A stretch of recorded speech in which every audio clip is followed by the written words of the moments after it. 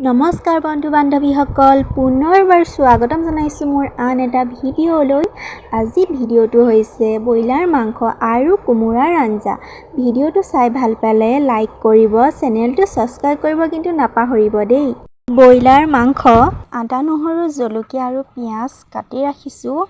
আলু আৰু কোমোৰা আগতীয়াকৈ বইল কৰি লৈছোঁ মই। আপোনালোকে বইল নকৰিলেও নাই বাৰু, একেবাৰে সাধাৰণকৈ ৰান্ধিম। এতিয়া গৰম কেৰাহীখনত কম পৰিমাণে মিঠাতেল অলপ গৰম হ'ব দি ল'ম। চাওকচোন, মিঠাতেলখিনি ধুনীয়াকৈ গৰম হৈ উঠিছে। কাটি ৰখা পিঁয়াজ আৰু আদা নহৰুখিনি দি ভালদৰে লৰাই ল'ম। চাওকচোন, ইমান ধুনীয়াকৈ গোটেইখিনি ৰঙচুৱা হৈ উঠিছে। ব্ৰইলাৰ মাংসখিনি এড কৰি লৈছোঁ। গোটেইখিনি মই এড কৰি লওঁ। এতিয়া হেতাৰে ভালদৰে গোটেইখিনি মিলাই ল'ম। ভালদৰে চাওকচোন, গোটেইখিনি ভালদৰে মিলি গৈছে তেলৰ লগত। কিছু সময়ৰ কাৰণে মাংসখিনি ফুটি উঠিব দিম। সোৱাদ অনুযায়ী নিমখ আৰু সাধাৰণতে যিখিনি ব্যৱহাৰ কৰা হয় গোটেইখিনি দি ল'ম। গোটেইখিনি আকৌ ভালদৰে হেতাৰে লৰাই ল'ম।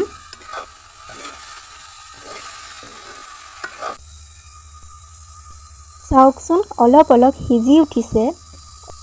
অলপ জ্বলা জ্বলা সোৱাদৰ কাৰণে কাটি ৰখা জলকীয়াকেইটা আকৌ এড কৰি দিছোঁ, যাতে অকণমান জ্বলা জ্বলা হয়। আলু আৰু কোমোৰাখিনি যিহেতু আগতীয়াকৈ মই বইল কৰি লৈছিলোঁ, এতিয়া গোটেইখিনি আকৌ এড কৰি দিছোঁ। এনেধৰণৰ আঞ্জা মই বেছিভাগ জুইশালতে বনাওঁ। জুইশালৰ যিটো সোৱাদ সেইটো গেছত ৰান্ধিলে সেইটো সোৱাদ বিচাৰি নাপাওঁ মই। এতিয়া ভালদৰে সিজি উঠিবৰ বাবে ঢাকি ৰাখিম। চাওকচোন, অলপ অলপ সিজি উঠিছেই। এতিয়া পানী অলপমান এড কৰি দিছোঁ, যাতে মাংসখিনি লাগি নধৰে আৰু ভালদৰে সিজি উঠে। আকৌ ঢাকি ৰাখিম। এয়া চাওক, ভালদৰে সিজি উঠিছে।